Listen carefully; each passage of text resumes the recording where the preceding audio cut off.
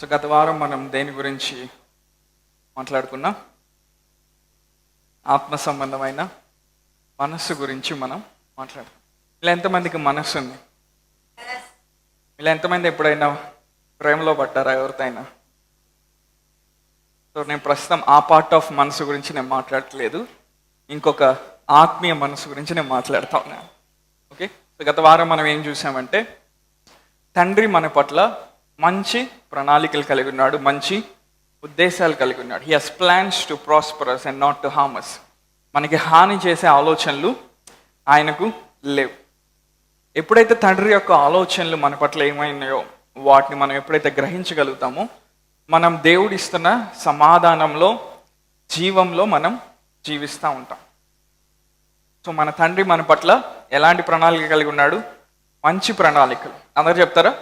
మంచి ప్రణాళికలు, మంచి ఉద్దేశాలు. అందరు చెప్తారన్నమాట, మంచి ఉద్దేశాలు. సో అది బేసిక్గా అది ఫౌండేషన్గా చెప్పాను, అదొక ప్లాట్ఫామ్గా చెప్పాను. సో అక్కడ నుంచి మనం ఎలాగా ఆత్మానుసారమైన మనసులోకి మనం వెళ్తాం, వాక్యం మన లోపలికి వచ్చినప్పుడు ఎలాంటి ఆలోచన విధానాన్ని మనలో తీసుకొని వస్తుంది. ఇంకా దేని గురించి మాట్లాడాను? మనం ఎప్పుడైతే మన అంతరంగ పురుషుడు లేకపోతే ఆత్మ సంబంధమైన వ్యక్తి బలపరచబడతాడో, ఆ బలపరచబడిన అనుభవంలో నుండి మన మైండ్ ఎట్లా కంట్రోల్ చేయబడుతుందో, మన మైండ్ ఎట్లా మన ఆధీనంలో ఉంటుందో దాని గురించి నేను మాట్లాడాను. సో అందుకనే దాన్ని ఏమన్నాను? ఆత్మ సంబంధమైన మనసు. అంటే ఆ మనసు ఎలా ఉంది? మన లోపల తిరిగి జన్మించినటువంటి ఆత్మ యొక్క ప్రభావం కింద ఉంది. హల్లెలూయా. తర్వాత ఇంకా ఏం చెప్పాను గత వారం? ఉన్నతమైన విషయాల మీద మన మనసుని ఎలాగా కేంద్రీకరించాలి. Setting your mind on higher things. ఉన్నతమైన విషయాల మీద మన మనస్సుని మనం కేంద్రీకరించినప్పుడు, వాటి మీద మన మనస్సుని మనం పెట్టినప్పుడు మన జీవితం ఎలాగా ఫలవంతంగా మారుతుంది. ఈ విషయాలన్నిటి గురించి నేను గత వారం మాట్లాడాను. సో ఈ వారం దేని గురించి నేను మాట్లాడబోతా ఉన్నాను? ఒక 5-6 సార్లు ప్రిపేర్ అవుతాను, ఎందుకంటే దాన్ని సింప్లిఫై చేసి చెప్పడానికి ప్రయత్నం చేస్తాను. కొన్ని విషయాలు చెప్పాలి, ఎందుకంటే అవి బ్రేక్ త్రూని తీసుకొని వస్తాయి, అవి మన లైఫ్ యొక్క డైరెక్షన్ని మారుస్తాయి. ముఖ్యంగా మైండ్ అనేది అదొక కాంప్లెక్స్ సబ్జెక్ట్. అది అవునా? అంత ఈజీ సబ్జెక్ట్ కాదు మైండ్ అనేది. సో ఈ మైండ్ మీదే చీకటి శక్తులు, అధికారులు, ప్రధానులు, వీళ్ళందరూ కూడా ఈ మైండ్ మీదే పనిచేస్తారు. సో దేవునికి నీ మైండ్ కావాలి, అపవాదికి కూడా నీ మైండ్ కావాలి.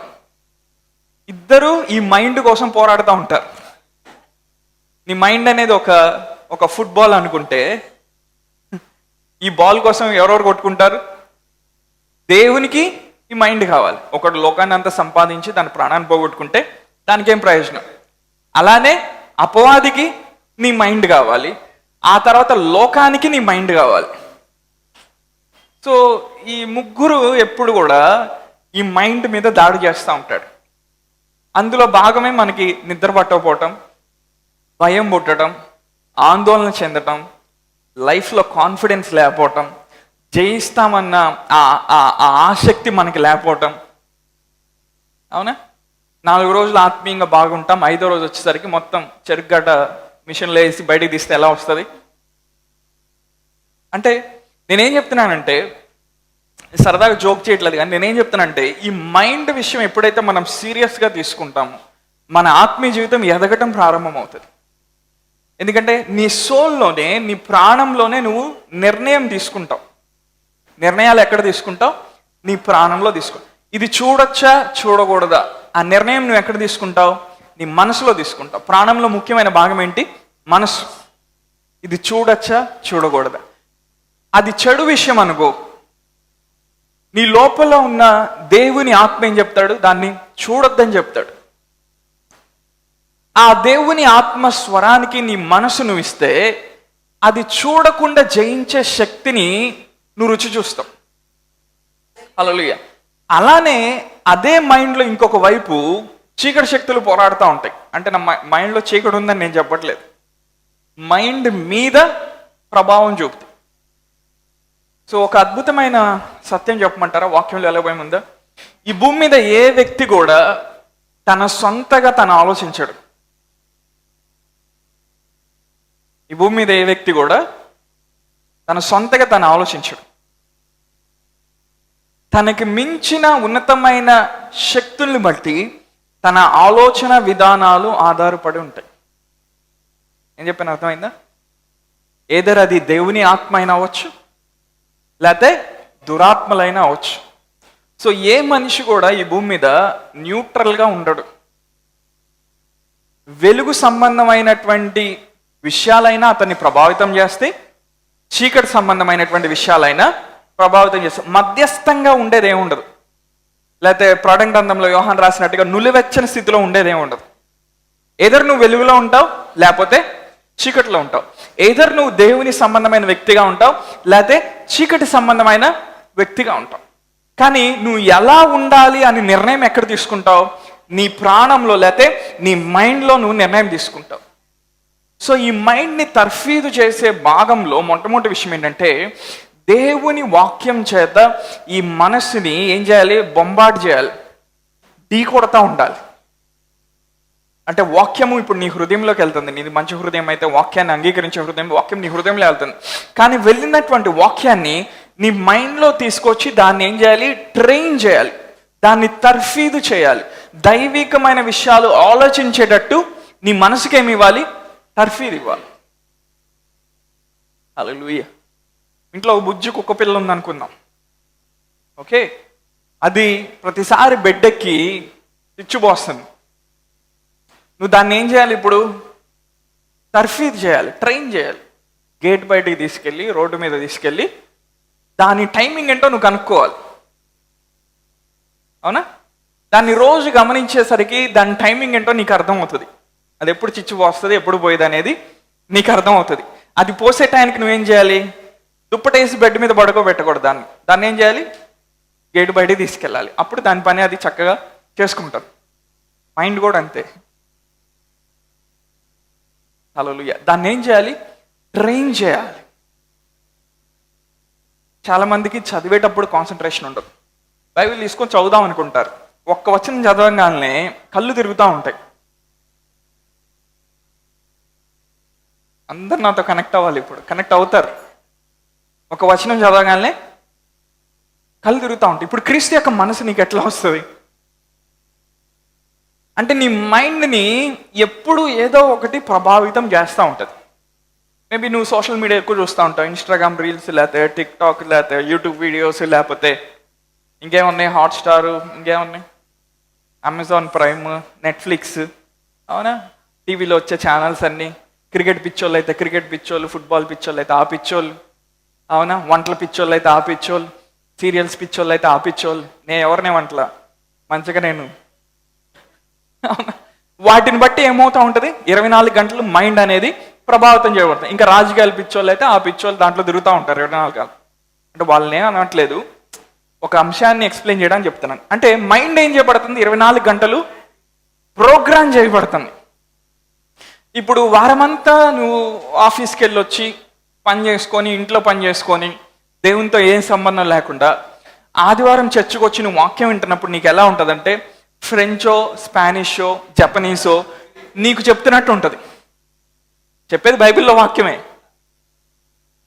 అంటే నువ్వేం చేయలేదు, నీ మైండ్ని దేవుని విషయాలతో నువ్వు దాన్ని తర్ఫీదు చేయాల. హల్లెలూయా. నువ్వు చేసే కొంది నీకు వ్యత్యాసం అర్థమవుతుంది. చాలా బేసిక్ విషయాలు చెప్తున్నాను. నీ ఆత్మ ఎలా పనిచేస్తుంది, నీ మనసు ఎలా పనిచేస్తుంది, నీ ఉద్రేకాలు ఎలా పనిచేస్తాయో నీకు అర్థమవటం ప్రారంభమవుతాయి. అప్పుడు నువ్వు ఆత్మీయ వ్యక్తిగా ప్రతిదాన్ని వివేచించడం మొదలు పెడతావు. ఇది నా మనసులో వస్తుంది కాబట్టి ఇది దేవుని సంబంధమైనది కాదేమో, ఇది నేను చేయకుండా ఉంటాను. ఇది నా లోపల నేను ప్రార్థన చేసినప్పుడు, లేకపోతే నా ఆత్మ ప్రేరేపించబడినప్పుడు ఆలోచన అప్పుడు నాకు వస్తుంది కాబట్టి ఇది దైవ సంబంధమైనది అయి ఉండొచ్చు. అంటే నీ మైండ్ని నువ్వు ట్రైన్ చేసుకుంది ఏమవుతుంది? ఏది దేవుని సంబంధమైందో, ఏది దేవుని సంబంధమైనది కాదో నీకు క్లియర్గా అర్థమవుతుంది. హల్లెలూయా. ఇంకా నువ్వు దాన్ని తర్ఫీజ్ చేసేకుంది, ఆత్మీయ విషయాల్లో నడిచేకుంది, దేవుడు ఈ భూమిని నేను ఎందుకు పెట్టాడు, ఆయన రాజ్యంలో నీ పని ఏమైంది, ఆయన రాజ్యంలో నీ ఉద్దేశం ఏమైంది, నిన్నెందుకు ఆయన చేశాడు, నిన్నెందుకు ఆయన ఇక్కడ పెట్టాడు, నువ్వేం చేయబోతున్నావు, నీ జీవితంతో నువ్వేం చేయబోతున్నావు, వీటన్నిటికి కూడా దేవుడు ఏం చేస్తాడు, నీకు ఒక క్లారిటీ ఇవ్వటం మొదలు పెడతాడు. అప్పుడు నీ ఆత్మీయ జీవితం స్టార్ట్ అవుతుంది. అంటే దాని అర్థం ఏంటి, చాలా మందికి ఆత్మీయ జీవితం ఇంకా స్టార్ట్ అవ్వలేదు. హలో, ఎంతమంది నాతో ఉన్నారు? సో ఈరోజు నేనేం మాట్లాడుతూ ఉన్నాను, ఈరోజు మన మనస్సుని దేవుని జ్ఞానం వల్ల ఎలాగ నూతన పరుచుకోకుంటాం. దేనివల్ల? ఎపిగ్నోసిస్ అంటే దేవుని యొక్క జ్ఞానం, సింపుల్గా చెప్పాలంటే. ఓకే, 2 కొరింథీయులకు రాసిన పత్రిక, అందులోకి వెళ్దామా? 2 Corinthians చాప్టర్ 5, మీ అందరికి తెలిసిన భాగం, 5వ అధ్యాయం 17-18 వచనాలు.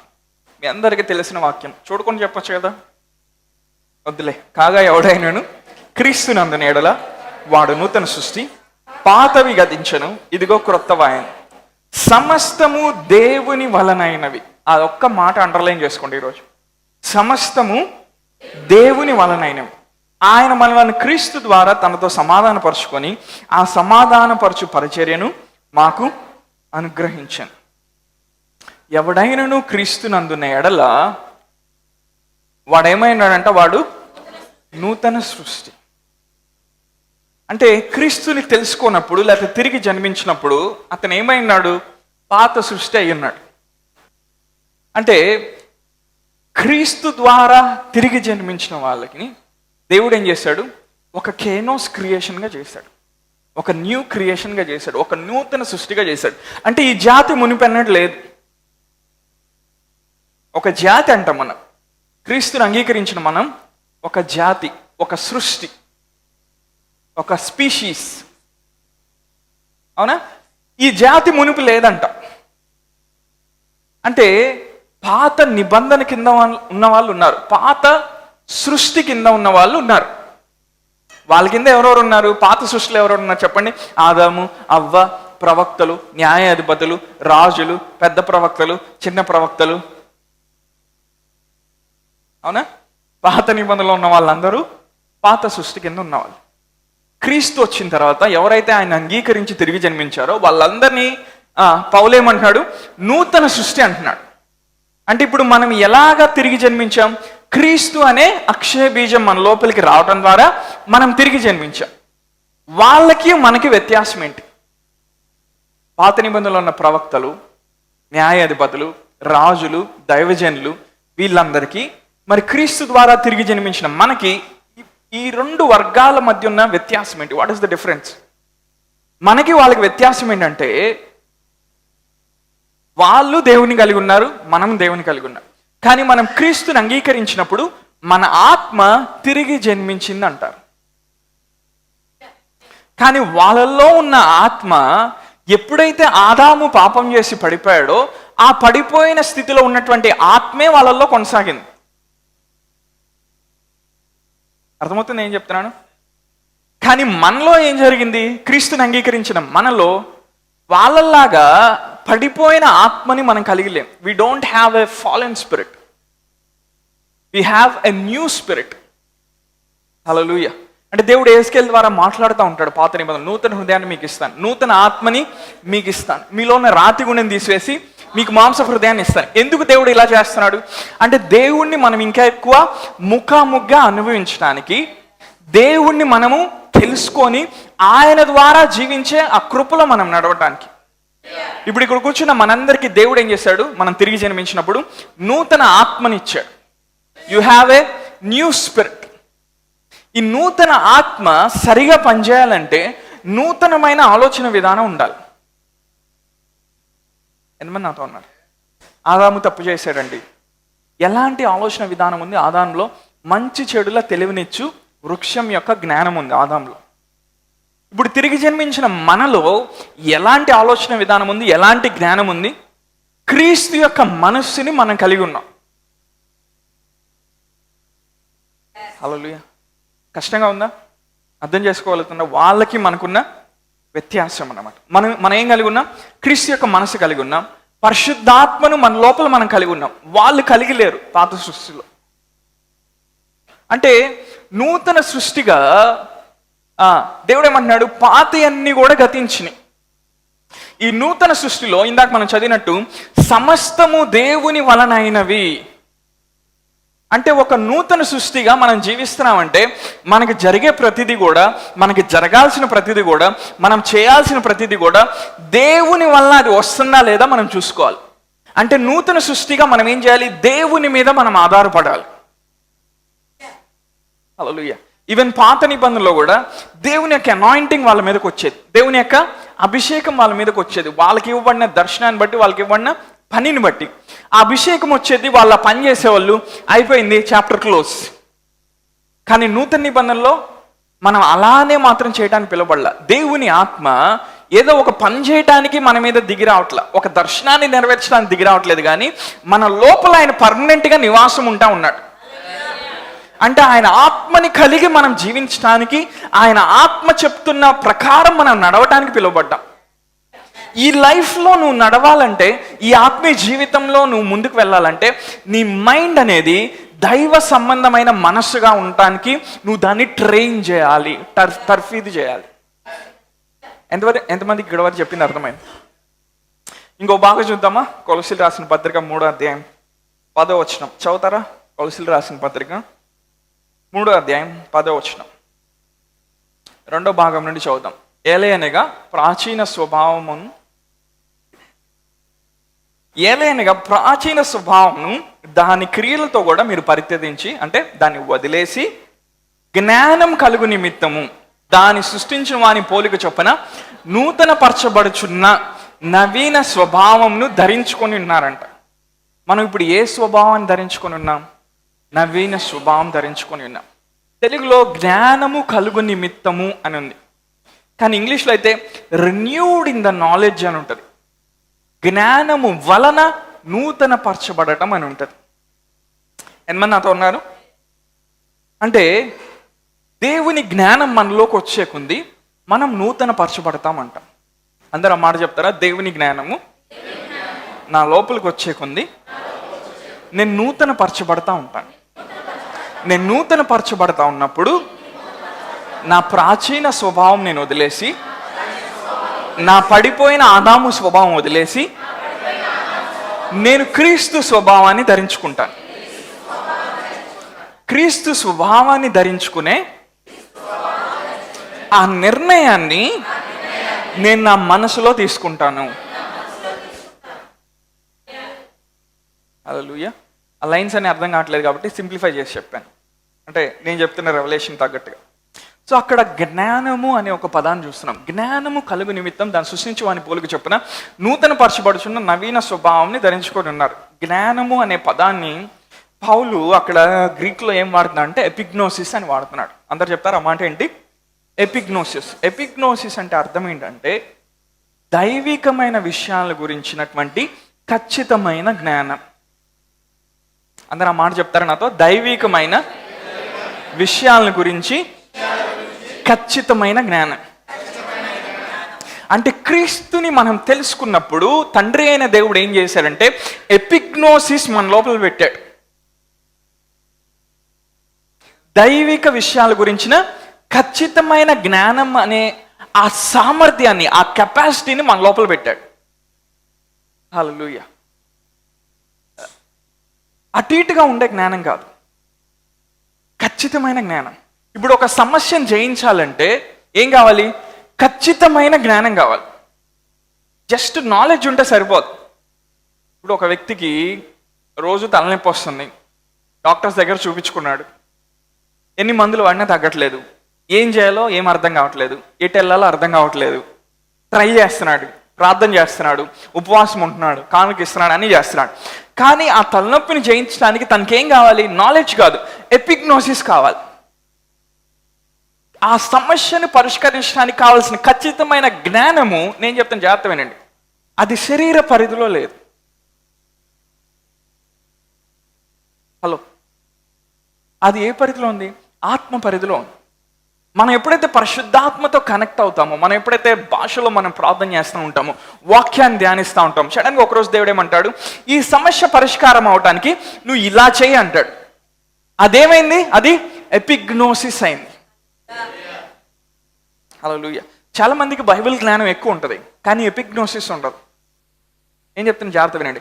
ఎప్పుడైతే ఎపిగ్నోసిస్ ఉండదో, దైవిక విషయాల గురించిన ఖచ్చితమైన జ్ఞానం ఒక వ్యక్తి సంపాదించడో, కేవలం తర్కించే జ్ఞానాన్నే సంపాదిస్తాడో, ఆ వ్యక్తి వాక్యాన్ని అభ్యాసం చేయడానికి ట్రై చేస్తాడు కానీ ఫెయిల్ అయిపోతూ ఉంటాడు.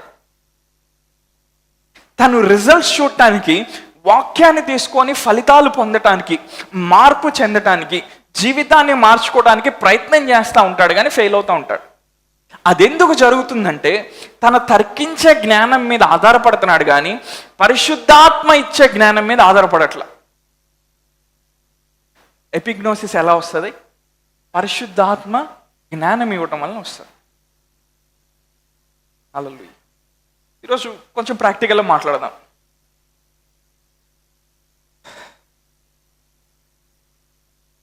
ఇంకో వచనం చూపిస్తాను. ఎఫెసీయులకు రాసిన పత్రికలోకి వెళ్దాం. 4వ అధ్యాయం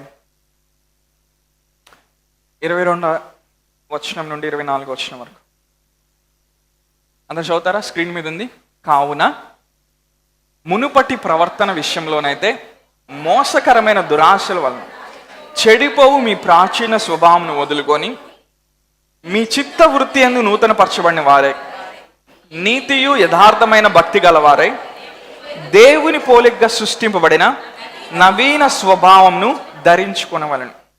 మరొకసారి చదువుదామా. కావున మునుపటి ప్రవర్తన విషయంలోనైతే మోసకరమైన దురాశ వలన చెడిపోవు మీ ప్రాచీన స్వభావాన్ని వదులుకొని ఏం చేయాలంట? మీ చిత్త వృత్తి యందు నూతన పరచబడిన వారై నీతియు యథార్థమైన భక్తి గలవారై దేవుని పోలికగా సృష్టింపబడిన నవీన స్వభావంను ధరించుకొనవలెను. అంటే దేవునితో మనం ఇంటరాక్ట్ అవ్వాలంటే, దేవునితో మనం నడవాలంటే, దేవుని విషయాల్లో మనం ఎదగాలంటే, ఇక్కడ కూడా పౌలు ఏమంటున్నాడు? నవీన స్వభావాన్ని ధరించుకోవాలి. నూతన స్వభావాన్ని మనం ధరించుకోవాలంటే ఒక వస్త్రాన్ని వదిలేసి ఇంకో వస్త్రం వేసుకోవాలి. పాత వస్త్రాన్ని ఏం చేయాలి? తీసేయాలి. అదేమంటున్నాడు పౌలు? ప్రాచీన స్వభావం.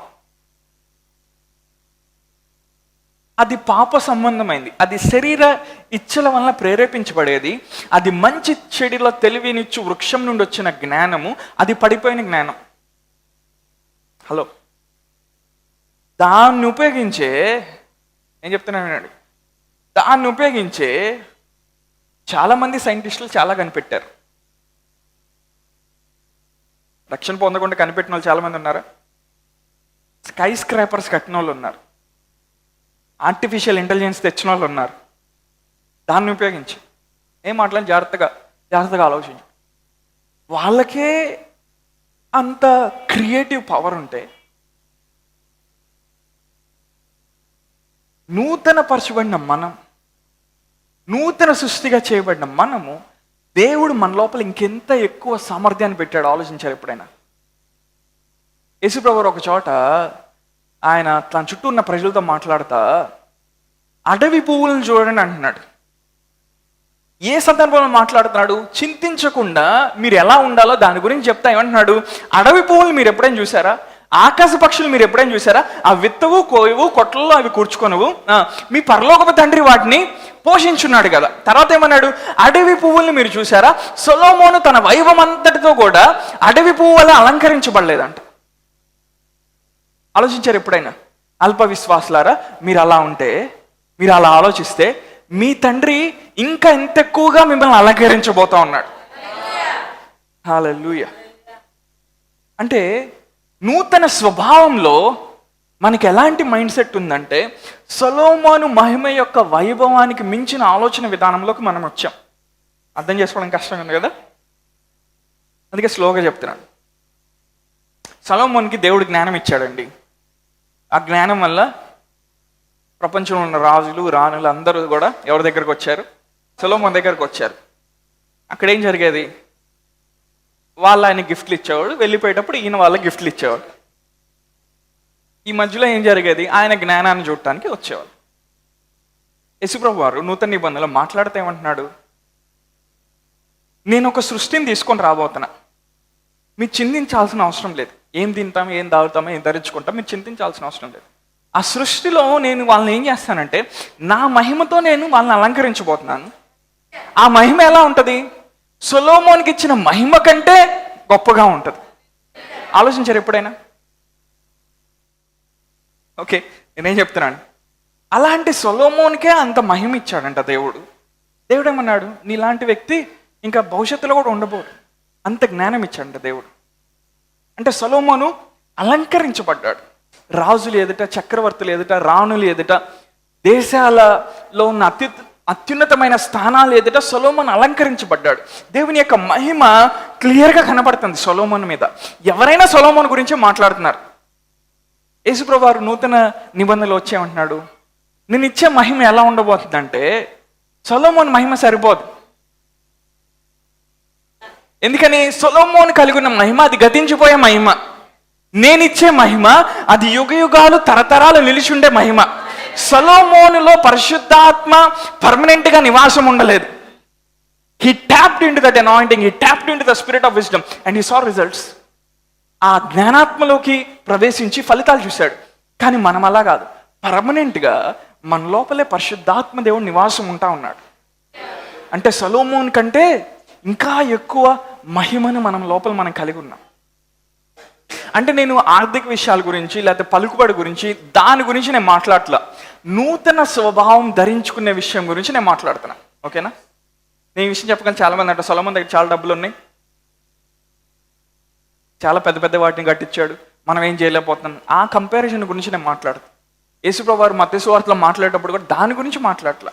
సొలొమోను దగ్గర ఒక మహిమ ఉంది అంటున్నాడు. నేను నూతన నిబంధనలో మీకు ఇచ్చే మహిమ అంతకంటే ఇంకెక్కువ గొప్పగా ఉండబోతుంది అన్నాడు. ఆ మహిమలో భాగం ఏంటి?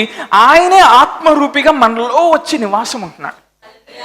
Abraham waited for a city. Abraham ఒక పట్టణం కోసం ఎదురు చూశాడంట. ఏ పట్టణానికి దేవుడు శిల్పి నిర్మాణకుడుగా ఉన్నాడు.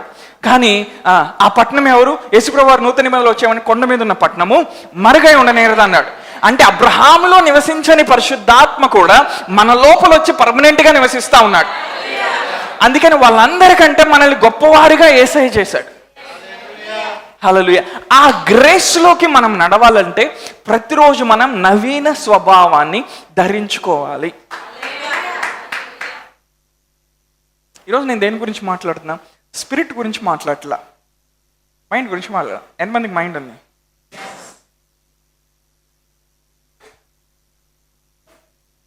మనకుంది అందరికి ఉన్నటువంటి మైండ్ కాదు, మనకుంది క్రీస్తు యొక్క మనసు. హల్లెలూయా. 1 కొరింథీ 2వ అధ్యాయంలో ఉంటుంది ఆఖరి వచనంలో, మీరు క్రీస్తు మనస్సుని కలిగి ఉన్నారు. హల్లెలూయా. సో ప్రతి పరిస్థితిని క్రీస్తు మనసులో నుండి మనం చూడటం నేర్చుకోవాలి. దేవుని మనసులో ఆయన ఎలా ఆలోచిస్తున్నాడో ఆ కోణంలోని చూడటం నేర్చుకోవాలి. ఆ కోణంలో చూసే భాగంలో దేవుడు ఏం చేశాడు? ఫస్ట్ తన వాక్యాన్ని ఇచ్చాడు. నా మైండ్ తెలుసుకోవాలనుకుంటున్నావా?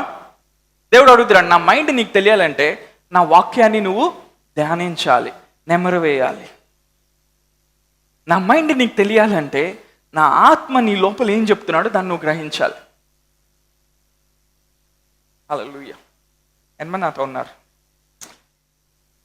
సరే, బాగా అర్థమవటానికి మత్తయి సువార్త 14వ అధ్యాయంలోకి వెళ్దాం. 16వ వచనం చూద్దామా? మత్తయి సువార్త 14వ అధ్యాయం 14th చాప్టర్ 16 నుండి 20 వచనాలు చదువుదాం అందరం.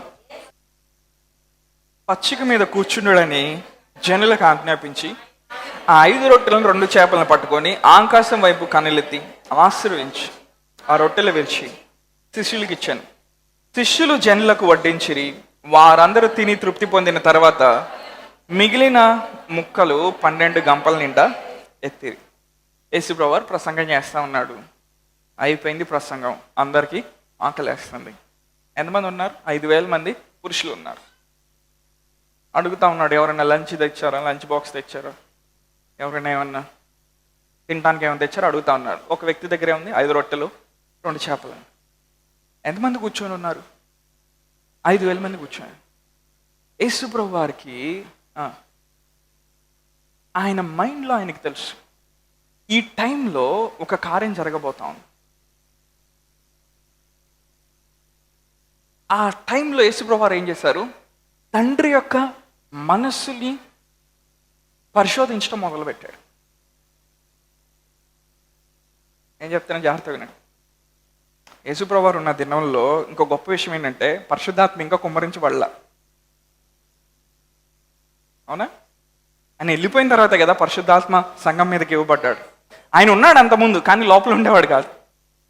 కానీ యేసుప్రభువు వారు తండ్రితో సహవాసంలో ఏం చేశాడు? తండ్రి యొక్క మనస్సుని గ్రహించడం మొదలుపెట్టాడు. ఈ 5,000 మందిని నేను ఖాళీ చేతులతో పంపించాలా, ఆకలితో పంపించాలా, లేకపోతే ఉన్నవాడితే ఏం చేయాలి అంటే యేసుప్రభువు వారి మనసులో ఒకే ఆలోచన ఉంది. ఆలోచన ఏంటి? ఈ 5 రొట్టెలు 2 చేపలతో 5,000 మంది పైగా ఉన్న మనుషుల్ని నేను ఇప్పుడు పోషించబోతున్నాను.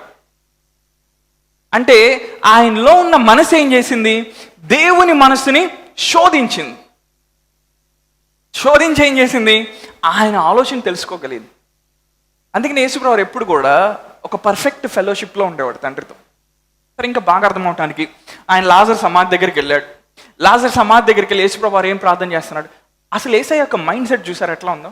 ఆయన ఎట్లా ఆలోచిస్తున్నాడు చూసారా?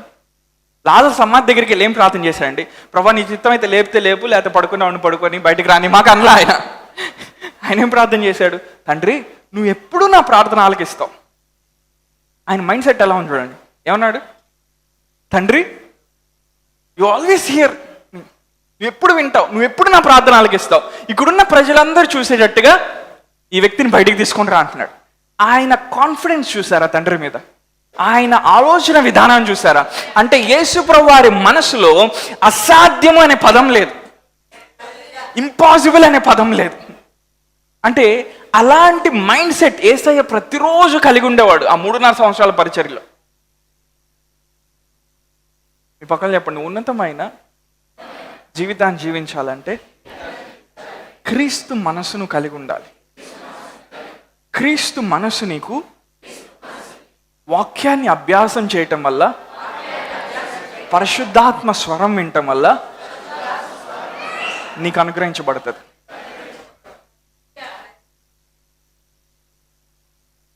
ఎంతమంది నాతో ఉన్నారు? ఆయన 5 రొట్టెలు 2 చేపలు పెట్టుకొని, నేను చెప్తాను జాగ్రత్త వినండి, ఇందులో చాలా బ్రేక్ త్రూస్ ఉంటాయి, చాలా చాలా లోతైన విషయాలు ఉంటాయి, చాలా చాలా బ్రేక్ త్రూస్ మన లైఫ్లో జరుగుతాయి. 5 రొట్టెలు 2 చేపలు ఆయన పెట్టుకొని టెన్షన్ పడలా, ఆయన నర్వస్ ఫీల్ అవ్వలా.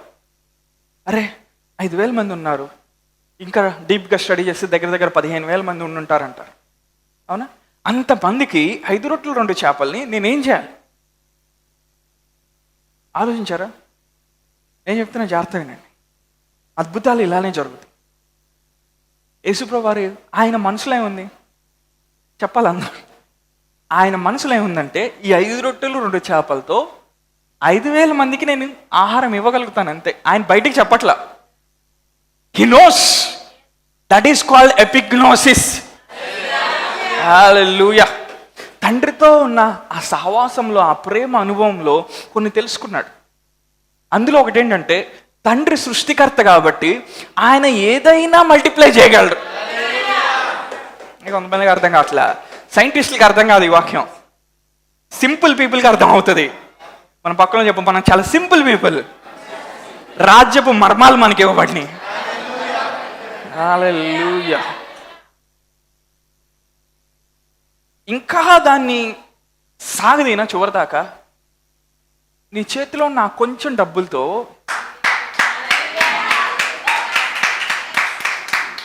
దేవుడు దాన్ని ఆశ్రయించినప్పుడు గొప్ప గొప్ప ఆస్తి పరులు తీర్చలేని అప్పుని నువ్వు ఒకేసారి తీర్చేస్తావు.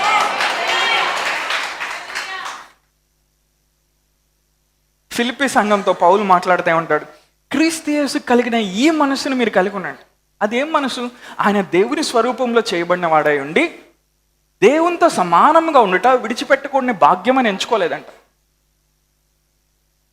దేవునితో సమానంగా ఉండుట విడిచిపెట్టకూడని భాగ్యం అని ఎంచుకోలేదంట. అంటే కోర్స్ ఆయన సిలువ కార్యం చేయడానికి దాసుని స్వభావం ధరించుకున్నాడు, తను రిక్తునిగా చేసుకున్నాడు, సిలువకు తాను అప్పగించుకున్నాడు. కానీ ఆయన భూమి మీద ఉన్నప్పుడు అప్పుడు కూడా ఆయన ఎలా ఆలోచించాడు? ఎలా ఆలోచించేవాడు? దేవుని వలె ఆలోచించేవాడు. Though he was a man, ఆయన మానవ రూపంలో ఉండి, ఆయన నరావితారిగా వచ్చి మనలాగా రక్తమాంసములు ధరించుకున్న వాడైనా కూడా ఆయన ఎలా ఆలోచించేవాడని పౌలు ఫిలిప్పీ సంఘంతో రాస్తున్నాడు, దేవుని వలె ఆలోచించేవాడంట. అలా దేవుని వలె ఆలోచించడం మనం మొదలుపెట్టినప్పుడు నూతన స్వభావాన్ని మనం ధరించుకుంటాం. నూతన స్వభావాన్ని మనం ధరించుకుంటా ఉన్నప్పుడు అద్భుతాలు ఆటోమేటిక్గా జరిగిపోతా ఉంటాయి. యేసుప్రభువు వారి మనసులో లేమి లేదండి. కొన్ని విషయాలకి భాష ఉండదు. అందుకని దేవుడు ఏం చేశాడు? ఆత్మ భాష మనకి ఇచ్చాడు. ఈవెన్ మనం మాట్లాడే భాషలన్నీ కూడా ట్రాన్స్లేట్ చేసి చెప్పాలంటే మన మైండ్కి అర్థం కాదు, అంత డీప్గా ఉంటాయి. దేవుడు ఒక మర్మంలాగా పెట్టి వాటిని ఏం చేశాడు? మాట్లాడరా భాషలు అన్నాడు. అందుకే మీరు భాషలు మాట్లాడేటప్పుడు కూడా వాక్యం మీ లోపలికి వచ్చేకుంది ఆ లాంగ్వేజ్ యొక్క గ్రామర్ మారుతూ ఉంటుంది. చూసారు ఎప్పుడైనా? డెప్త్ మారుతూ ఉంటుంది. మీరు ఆత్మలో ఏదో టచ్ చేస్తున్నారన్న సెన్స్ మీకు వస్తూ ఉంటుంది. హల్లెలూయా. స్టార్టింగ్లో మీరు బాబా బాబా బాబా కా అంటూ ఉంటారు, కానీ మీరు వాక్యంలో ఎదిగే కొంది, దేవునితో నడిచే కొంది ఆ భాషలు ఏమవుతాయి? నువ్వు తీసి ఒక బుక్లో రాయొచ్చు దాన్ని. ఒక 1000 పేజీల పుస్తకం అయిపోయింది ఆ భాషలు రాస్తే. హలో, ఒక సీక్రెట్ చెప్తున్నాను.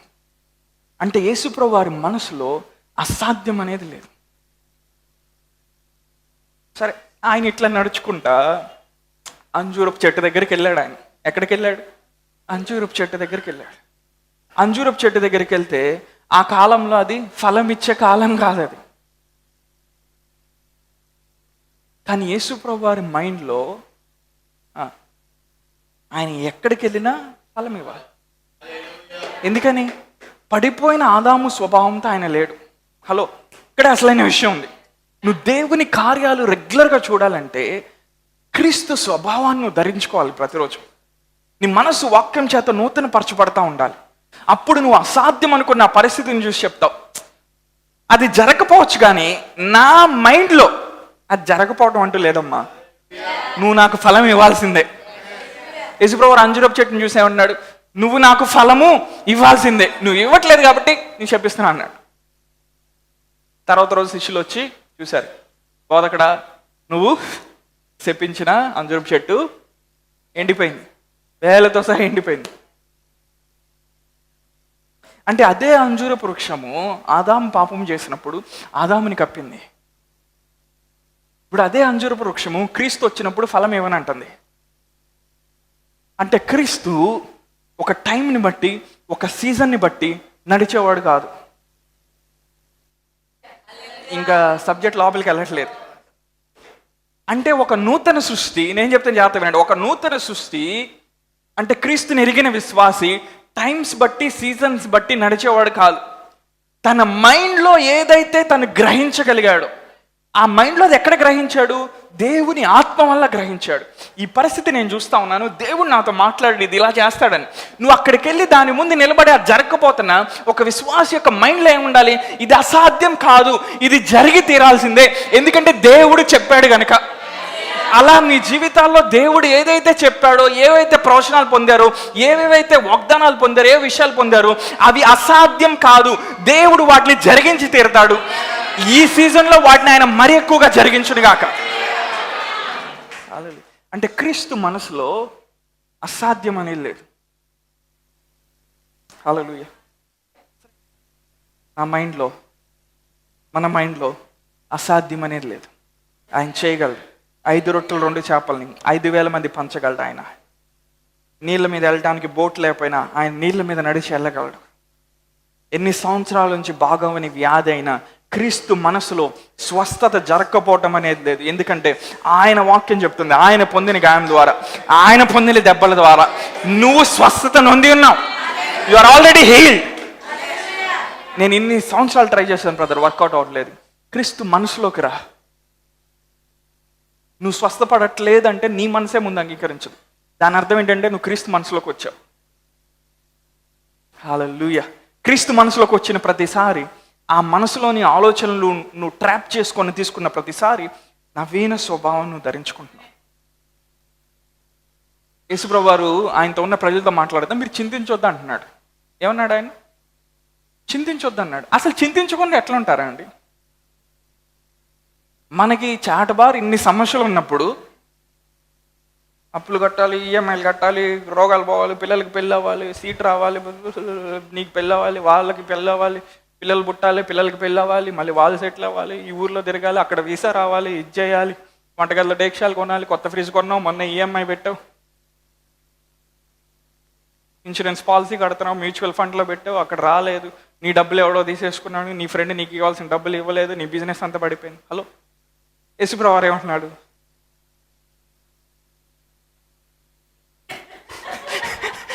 యేసుప్రభువారు ఏమంటున్నాడండి?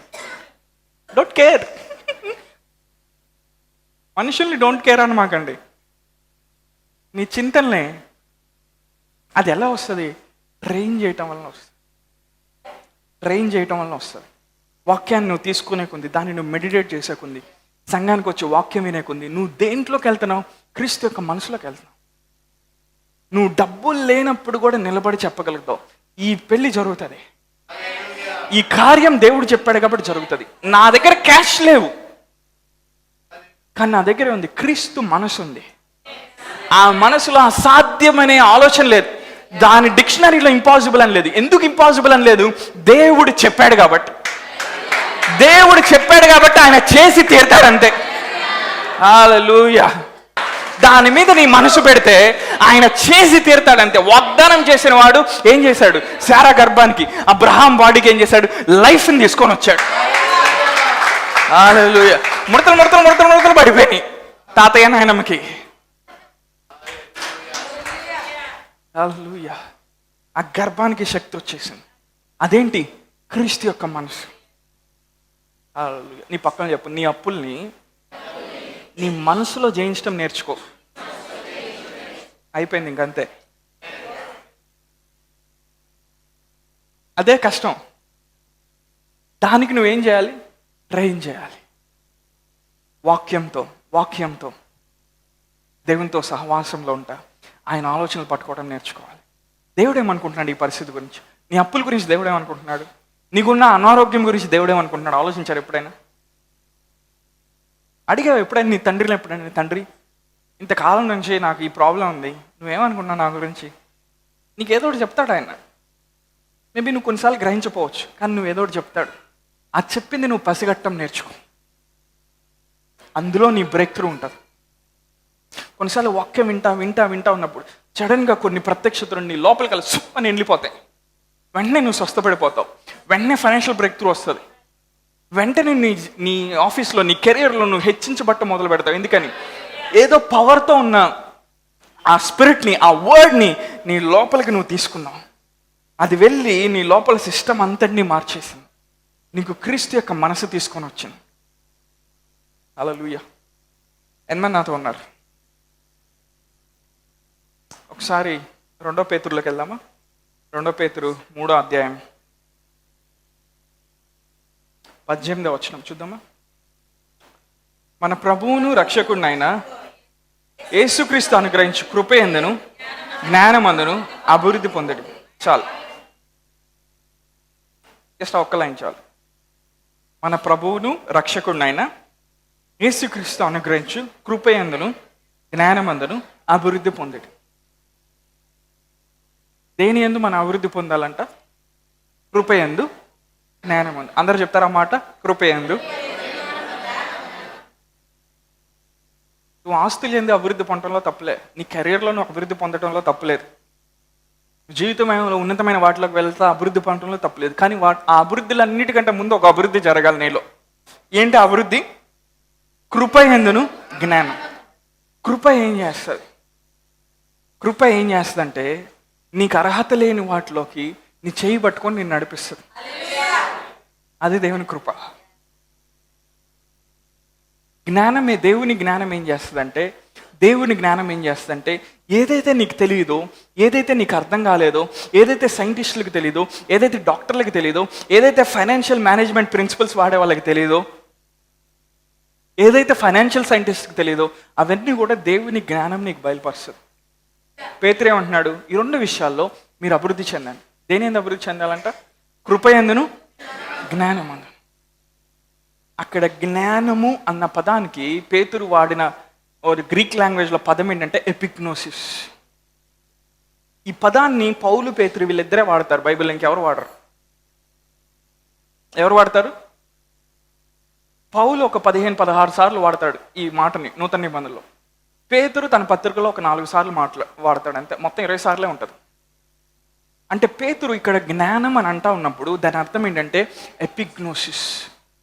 ఆ దైవిక విషయాన్ని ఎలా చేయాలో, దాన్ని ఎలా పొందుకోవాలో, దాన్ని ఎలా రుచి చూడాలో దానికి సంబంధించిన ఖచ్చితమైన జ్ఞానం. ఇంకో గొప్ప విషయం ఏంటంటే ఆ జ్ఞానము క్రీస్తు మన లోపలికి వచ్చినప్పుడే మనలో వచ్చిందంట. ఇప్పుడు మీ ఇంట్లో ఒక పెద్ద జనరేటర్ ఉందండి, అవునా? పెద్ద జనరేటర్ ఉంది, ఒక 100 బిల్డింగ్లకి సరిపోయిన కరెంట్ అది ఇవ్వగలదు. ఓకే, ఆ జనరేటర్ ఎక్కడ ఉంది? మీ ఇంట్లో ఉంది. కానీ నువ్వు ఎప్పుడు దాన్ని ఆన్ చేయలే. నువ్వు ఆన్ చేయలేదంటే అర్థం జనరేటర్ లేదని కాదు, 100 బిల్డింగ్లకి కరెంట్ సప్లై చేయలేదని కాదు. ఆ జనరేటర్ ఎక్కడ ఉంది? మీ ఇంట్లోనే ఉంది. నువ్వు దాన్ని ఆన్ చేసి చూసినప్పుడు ఇప్పుడు ఏమవుతుంది? 100 బిల్డింగ్లకి అది పవర్ని సప్లై చేస్తుంది. ఎపిగ్నోసిస్ కూడా అంతే, దేవుని జ్ఞానం కూడా అంతే. అది ఎక్కడో లేదు, క్రీస్తు నీ లోపలికి అడుగుపెట్టినప్పుడు, వాక్యమైన అక్షయ బీజం ద్వారా నువ్వు తిరిగి జన్మించినప్పుడు ఆయనతో పాటు ఆయన జ్ఞానం కూడా వచ్చింది. హల్లెలూయా. ఆయన జ్ఞానం ఇంకా బాగా అర్థమవ్వాలని చెప్పాలంటే ఆయన జ్ఞానం కూడా ఇలాగ నాలాగా ఒక కోట్ వేసుకొని నీ లోపల టింగ్ టింగ్ టింగ్ అని నడుచుకుంటూ వచ్చింది. అది ఒక మూలం ఒక చోట కూర్చొని నువ్వేం చేయాలి? దాన్ని లేపాలంటే ఏం చేయాలి? దాన్ని ప్రేరేపించాలి. హల్లెలూయా. అందుకే స్పిరిట్లో మనం ప్రార్థన చేస్తూ ఉంటాం. కొన్ని మనకు అర్థం కానప్పుడు మనం ఏం చేస్తాం? భాషల్లో ప్రార్థన చేస్తాం. ఎందుకని? అర్థం కానోడికి పిచ్చి, మనకి పిచ్చి అని కాదు. నువ్వు చేసేకుంది అండర్స్టాండింగ్ వస్తుంది. హల్లెలూయా. నీకు వాక్యం తెరవబడాలంటే నువ్వు ఆత్మలో ప్రార్థన చేసేకుంది నీ జ్ఞానం వస్తుంది. ఇప్పుడు నువ్వు ఆ వచనాన్ని చూసి ఇది భలే ఉందని ఒక వారం రోజులు ఆ వచనం మీదే ఉంటావు అంటే నీకేం జరుగుతూ ఉంది? నీకు తెలియదు ఏదో, నీకు అర్థం కానేది ఏదో పరిశుద్ధాత్మ నీకు నీ లోపల మాట్లాడుతూ ఉన్నాడు. హల్లెలూయా. నేను ఒకసారి ఇట్లాంటి బైబిల్ చదువుతా, రోమపత్రిక మొదటి 7 అధ్యాయాలు చదివాను. 8వ అధ్యాయానికి రాగానే 1 వారం అయినా 2 వారాలు అయినా ఆ పేజీ పక్క తిప్పలేకపోతున్నాను. ఎందుకని? అక్కడ దేవుడు ఏదో నాకు ఇస్తా ఉన్నాడు. హల్లెలూయా. పేతురు ఏమంటున్నాడు? ఫినిషింగ్ టచ్ ఇస్తా. అంత బాగానే ఉంది, అన్ని బాగానే ఉండి, ఈ విషయంలో జాగ్రత్తగా ఉండండి, ఈ విషయంలో జాగ్రత్తగా ఉండండి, ఈ ట్రూత్లో జాగ్రత్తగా ఉండండి, ఇక్కడ జాగ్రత్త పడండి, ఇలా భక్తి చేయండి అంతా చెప్పి కృప ఎందు జ్ఞానం ఎందు మీరు అభివృద్ధి పొందండి అబ్బా, మీకు తిరుగులేదు అంటున్నాడు. తిరుగులేదని చెప్పి ఇంకేం చేశాడు? సైన్ చేసి నా లెటర్ ఫినిష్ అంటున్నాడు. బైబిల్లో అలా లేదు, జస్ట్ చెప్తున్నా అర్థమవుతా. అంటే గ్రేస్లో మనం గ్రో అవ్వాలంట. నెక్స్ట్ ఎందులో గ్రో అవ్వాలంట? నాలెడ్జ్లో గ్రో అవ్వాలంట.